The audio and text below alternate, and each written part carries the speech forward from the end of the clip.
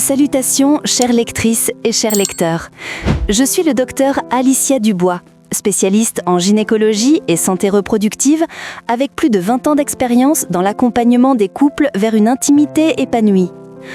Aujourd'hui, nous allons aborder ensemble un sujet délicat mais essentiel. Celui qui fait rougir beaucoup d'entre nous, mais qui mérite pourtant toute notre attention médicale et humaine. Il s'agit d'une préoccupation que j'entends régulièrement dans mon cabinet, souvent exprimée à voix basse, avec une certaine gêne.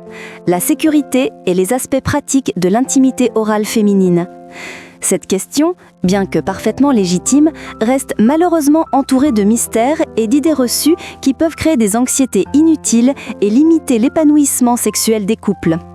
Dans ma pratique quotidienne, j'ai constaté que cette interrogation traverse toutes les générations, que ce soit chez de jeunes adultes découvrant leur sexualité ou chez des couples matures explorant de nouvelles dimensions de leur relation amoureuse. La même inquiétude revient. Est-ce vraiment son danger ?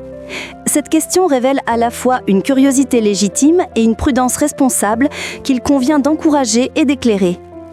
Dans notre société contemporaine, les pratiques intimes évoluent constamment.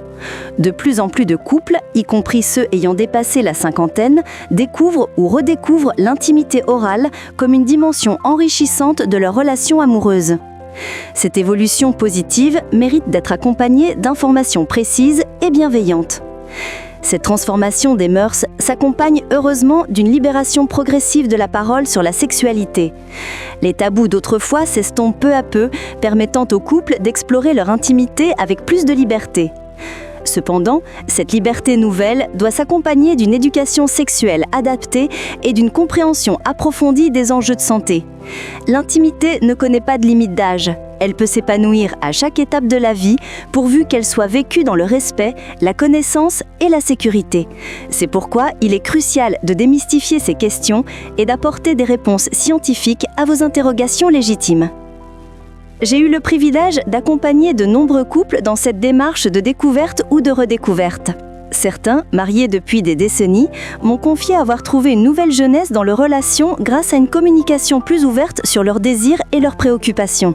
D'autres, plus jeunes, ont pu dépasser leurs appréhensions initiales grâce à des informations fiables et rassurantes.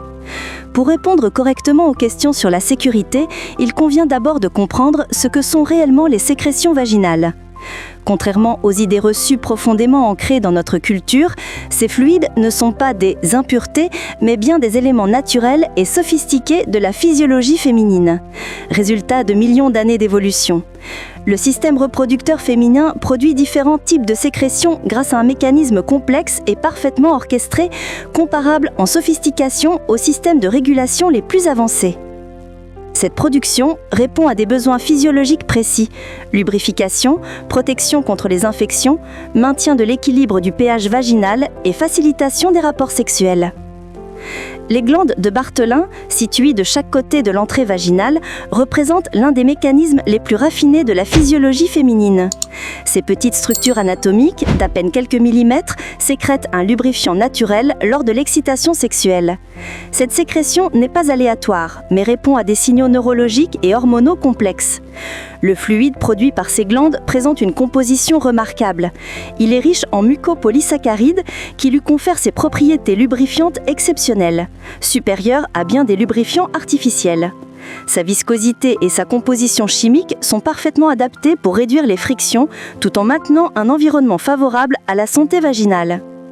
Ces glandes peuvent parfois présenter des dysfonctionnements, notamment des obstructions qui peuvent causer des kystes.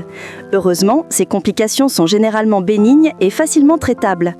Il est important que les femmes sachent reconnaître les signes d'une éventuelle obstruction: gonflement douloureux d'un côté de l'entrée vaginale, inconfort lors des rapports, sensation de masse palpable.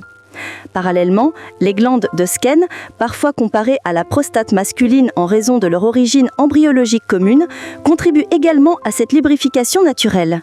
Ces structures, longtemps méconnues et sous-étudiées, font l'objet de recherches récentes qui révèlent leur importance cruciale dans la physiologie sexuelle féminine.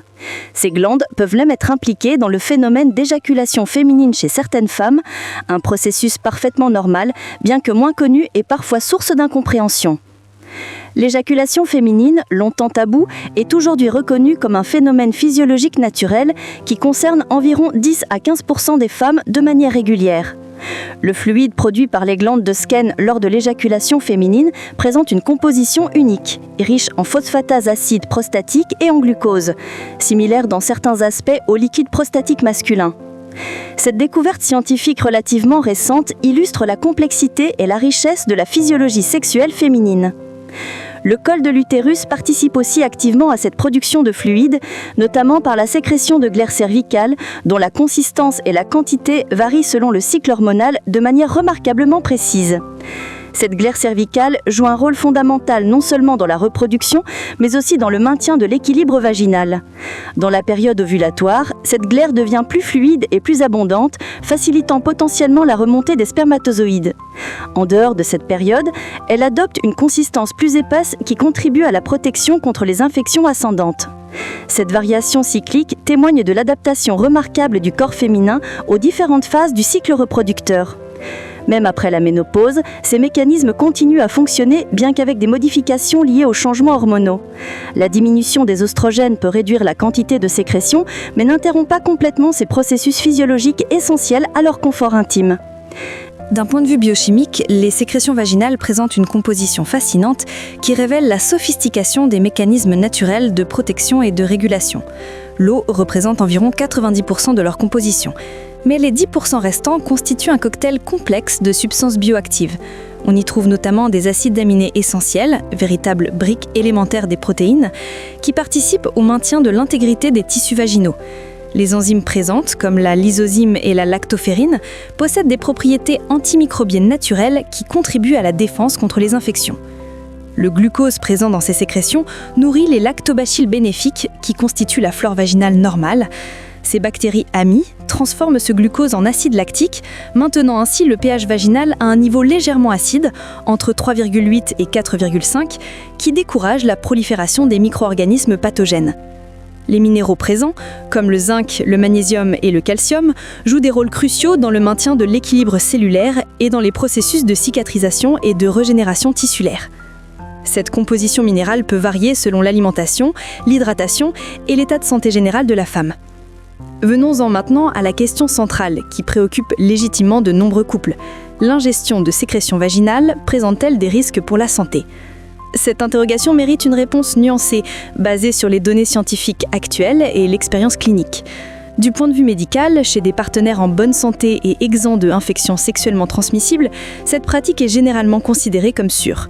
En fait, le risque associé est comparable, voire inférieur à celui de nombreuses activités quotidiennes que nous pratiquons sans y réfléchir, comme partager un verre, s'embrasser profondément ou même consommer des aliments crus. Les fluides vaginaux sont principalement composés d'eau, d'acides aminés essentiels, d'enzymes naturelles aux propriétés bénéfiques, de minéraux biodisponibles, de glucose et d'acide lactique. Cette composition reflète l'équilibre délicat maintenu par l'organisme féminin pour préserver la santé vaginale et témoigne de l'absence de toxicité intrinsèque de ces substances. Cependant, comme pour toute pratique intime impliquant un contact avec les fluides corporels, certaines précautions s'imposent et méritent d'être explicitées. Les sécrétions corporelles peuvent potentiellement véhiculer des infections sexuellement transmissibles si l'un des partenaires est porteur d'un agent pathogène.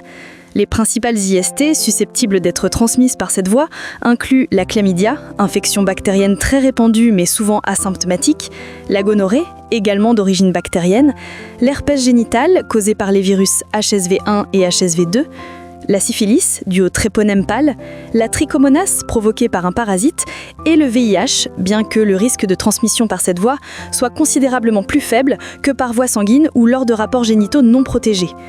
Le niveau de risque dépend de plusieurs facteurs qu'il convient d'évaluer avec soin. L'état de santé général des partenaires, la présence éventuelle de lésions, coupures ou inflammations dans la cavité buccale qui pourraient constituer des portes d'entrée pour les agents pathogènes, l'existence d'infections actives chez l'un ou l'autre des partenaires et la fréquence de changement de partenaire sexuel. Il est important de noter que ce risque existe pour toutes les pratiques sexuelles impliquant un contact avec les fluides corporels et qu'il ne doit pas être une source d'anxiété excessive, mais plutôt motiver une approche responsable de la sexualité. Certaines situations peuvent augmenter le niveau de risque et méritent une attention particulière. La présence d'ulcérations, de gingivite, de saignements gingivaux ou de blessures récentes dans la bouche peuvent faciliter la pénétration d'agents pathogènes dans la circulation sanguine. Il est donc recommandé d'éviter l'intimité orale en cas d'inflammation buccale importante ou de soins dentaires récents. De même, certaines périodes du cycle féminin peuvent présenter des risques légèrement accrus. Pendant les menstruations, la présence de sang peut augmenter le risque de transmission de certaines infections, notamment le VIH et l'hépatite B. Ce n'est pas une contre-indication absolue, mais un élément à considérer dans l'évaluation globale du risque. Les infections vaginales actives, même bénignes, comme les mycoses, peuvent modifier l'équilibre de la flore et potentiellement favoriser la transmission de certains agents pathogènes. Il est donc préférable de reporter l'intimité orale en cas d'infection génitale diagnostiquée, le temps de compléter le traitement approprié. La prévention repose avant tout sur une démarche responsable de dépistage régulier des infections sexuellement transmissibles. Je recommande vivement à tous mes patients, quel que soit leur âge ou la durée de leur relation, de réaliser des tests de dépistage des IST au moins 2 fois par an et idéalement en couple. Cette approche préventive ne doit jamais être perçue comme une méfiance envers le partenaire, mais comme un acte d'amour et de responsabilité mutuelle. Il s'agit d'une démarche de santé publique comparable à la surveillance de la tension artérielle ou du cholestérol, qui vise à maintenir un état de santé optimal pour profiter pleinement de l'intimité. Au-delà du dépistage, la communication ouverte sur les questions de santé sexuelle constitue un pilier fondamental d'une intimité épanouie. Cette communication doit pouvoir aborder sans tabou les antécédents médicaux, les éventuelles infections passées, les traitements en cours et les préoccupations de chacun. Il est essentiel de créer un espace de dialogue bienveillant où chaque partenaire peut exprimer ses inquiétudes sans crainte de jugement. Cette transparence mutuelle renforce non seulement la sécurité sanitaire, mais aussi la confiance relationnelle, créant les conditions optimales pour une intimité authentique et satisfaisante. J'encourage mes patients à instaurer des conversations santé régulières, moments privilégiés où le couple peut faire le point sur son état de santé général et ses préoccupations spécifiques. Ces échanges, initialement parfois un peu artificiels, deviennent rapidement naturels et constituent un investissement précieux dans la durabilité et la qualité de la relation intime. Cependant, certains changements peuvent légitimement signaler la nécessité d'une consultation médicale et méritent une attention particulière. Il est important de savoir distinguer les variations normales des modifications pathologiques pour réagir de manière appropriée. Un changement soudain et marqué d'odeur, particulièrement s'il devient franchement désagréable ou poissonneux, accompagné de démangeaisons, d'irritations, de brûlures lors de la miction ou de pertes inhabituelles en quantité, couleur ou consistance, peut indiquer un déséquilibre de la flore vaginale nécessitant un traitement. Les infections les plus fréquemment rencontrées incluent la vaginose bactérienne, caractérisée par un déséquilibre de la flore vaginale normale avec prolifération de bactéries anaérobies, et les mycoses vaginales, généralement causées par Candida albicans. Ces 2 conditions sont extrêmement courantes, touchant la majorité des femmes au cours de leur vie et sont très facilement traitables avec des médicaments appropriés. La vaginose bactérienne se manifeste typiquement par une odeur de poisson, plus marquée après le rapport sexuel ou pendant les menstruations, accompagnée de pertes grisâtres et parfois de démangeaisons modérées. Le traitement repose généralement sur des antibiotiques spécifiques comme métronidazole ou clindamycine qui restaurent rapidement l'équilibre normal. Les mycoses vaginales provoquent plutôt des démangeaisons intenses, des pertes blanchâtres en fromage blanc et parfois des sensations de brûlure. Les traitements antifongiques, disponibles sans ordonnance, sont généralement très efficaces, bien qu'une consultation soit recommandée pour confirmer le diagnostic, surtout en cas de récidive fréquente. Ces infections ne constituent pas une urgence médicale, mais méritent une prise en charge appropriée pour éviter l'inconfort prolongé et préserver l'équilibre intime optimal. Il est particulièrement important de consulter en cas de symptômes récidivants, de fièvre associée, de douleurs pelviennes ou de saignements anormaux. Un diagnostic précis permet d'adapter le traitement et d'éviter l'automédication inappropriée qui peut parfois aggraver le déséquilibre. De plus, certaines infections peuvent masquer d'autres conditions ou être favorisées par des facteurs sous-jacents, diabète, déficit immunitaire, traitements médicaux qu'il convient d'identifier et de traiter. Il est crucial que les partenaires abordent ces questions avec bienveillance et sans jugement. Une communication ouverte et respectueuse permet de résoudre rapidement ces désagréments passagers et de maintenir une intimité harmonieuse. L'attitude du partenaire dans ces moments peut considérablement influencer le vécu psychologique de ces épisodes infectieux. Au-delà des aspects purement médicaux et physiologiques, l'acceptation totale du corps de sa partenaire revêt une dimension psychologique profonde qui peut transformer radicalement la qualité de l'intimité. Pour beaucoup de femmes, particulièrement après la quarantaine, cette acceptation inconditionnelle représente un cadeau émotionnel inestimable. Les femmes portent souvent des complexes silencieux concernant leur corps et leur intimité, héritage d'une éducation parfois répressive ou de messages sociétaux contradictoires sur la sexualité féminine. Ces insécurités peuvent créer des barrières psychologiques subtiles, mais réelles, à l'épanouissement sexuel, limitant la capacité d'abandon nécessaire au plaisir. Quand un partenaire manifeste une acceptation complète et enthousiaste, incluant tous les aspects de la féminité sans exception ni réticence, cela peut littéralement guérir des années d'insécurité et libérer une confiance nouvelle. Cette acceptation agit comme un baume sur les blessures narcissiques souvent invisibles mais douloureuses.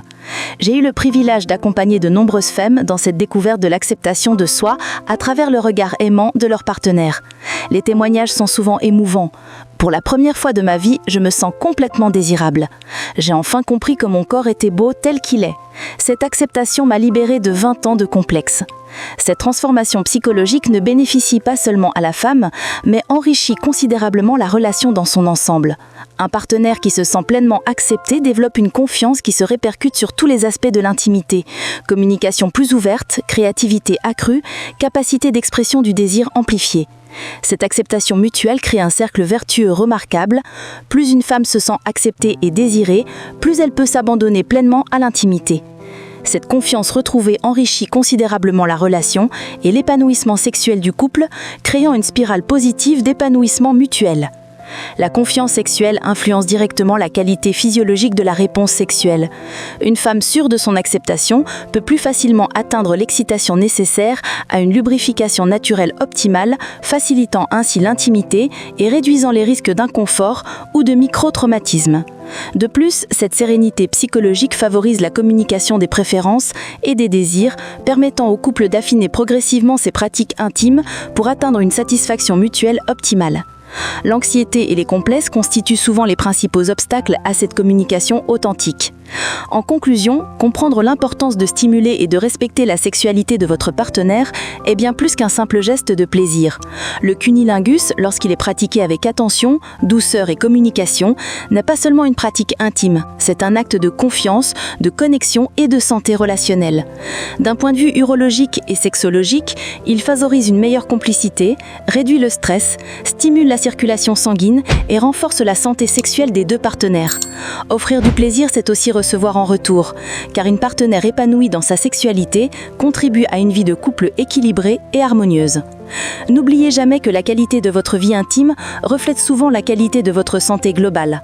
Alors messieurs, prenez soin de votre partenaire, écoutez-la, explorez sans tabou et souvenez-vous, la satisfaction sexuelle partagée est un pilier d'une relation durable et épanouie. Si vous avez trouvé ces conseils utiles et enrichissants, je vous invite à vous abonner à cette chaîne et activer la cloche de notification pour ne manquer aucune de nos prochaines vidéos consacrées à la santé masculine. Ici, avec moi, le docteur Alicia Dubois, urologue, nous continuerons à briser les tabous et à vous donner des conseils clairs, précis et accessibles pour améliorer votre santé intime et votre bien-être global. Prenez soin de vous et de ceux que vous aimez.